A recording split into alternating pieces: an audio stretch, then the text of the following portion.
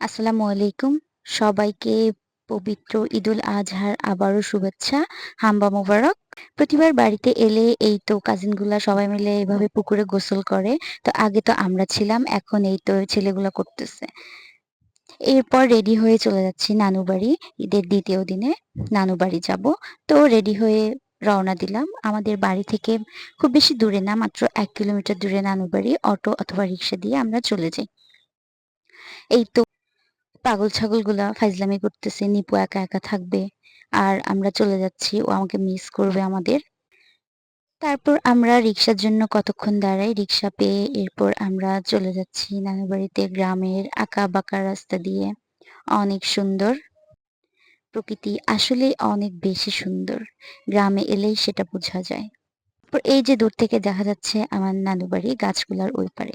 ১ম এ আসলেই আমি আসি আগে আমার খালামণির কবরস্থানে। এখানে না এসে আগে না দেখা করে আমি নানু বাড়িতে ঢুকি না। তারপর চলে আসলাম এই যে নানু বাড়িতে। এখানে এসে সেই মজা নানু বাড়িতে এটা ঈদের ৩য় দিন। দিনের বেলা অনেকগুলা কবুতর, সে জোশ। তারপরে হাঁস, মুরগি, ছাগল অনেক কিছু আছে নানু বাড়িতে। আমার একটাই মামি, মামি সবকিছু দেখাশোনা করে, নানা-নানু থাকে। আর কেউই থাকে না। মামাতো ভাই-বোনগুলা থাকি, ওগুলো এখনো পিচ্ছি। এই যে পুকুর, এই জায়গাগুলা, এগুলোতে আমার অনেক স্মৃতি। আমি অনেক ছবি তুলতাম, পছন্দ করতাম। এগুলোতে আমি অনেক ছবি তুলতাম। বিয়ের পরে আমি আসিই নাই। এখন ৩ বছর পরে আবার এসেছি। এই তো ছাগল ২ টা। Cute, so cute. আর এই তো আমার কাজিন পিচ্চিটা, ও ছাগল নিয়ে দুষ্টুমি করছে। এগুলা দেখাশোনা করে মামি, ওরা, ওরা এগুলা দেখে একা বাড়িতে থাকার। এই যে তারা একটা ছোটখাটো নার্সারি করেছে। সুমাইয়া, লাবণী আমার ২ কাজিন। ক্যাকটাস, অনেক ধরনের গাছ আছে এখানে। তারপরে সবচেয়ে সুন্দর লাগে যে পান গাছ। পান গাছও লাগিয়েছে সেই জোশ। এখানে পানও ধরে আছে। তারপর হচ্ছে এই যে পেঁপে গাছ।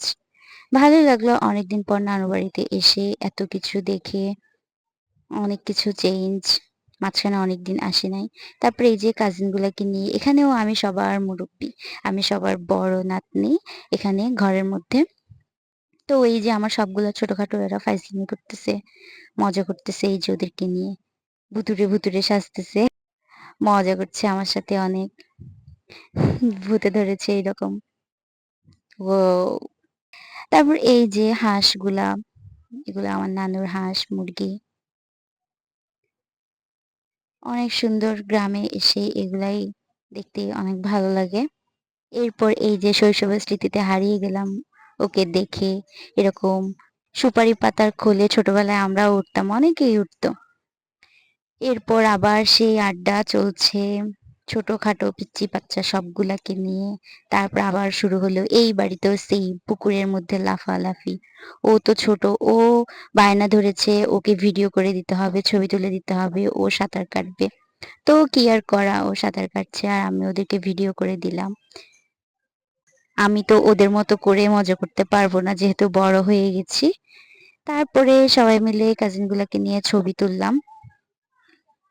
একেকজন একেক স্টাইলে। এরপর চলে গেলাম ফ্যামিলি ফটোতে। সবগুলা কাজিন এই তো। তারপর হচ্ছে আমার আন্টিরা সহ সবাই মিলে ছবি তুললাম। তারপর বিদায় বেলা চলে আসলো। আমি অনেকদিন পর এসেছি তাই সবার আশা। আর এই যে চলে যাওয়ার সময় নানুর সেই দাঁড়িয়ে থাকা। জানি না কতদিন থাকবে। আল্লাহ হাফেজ।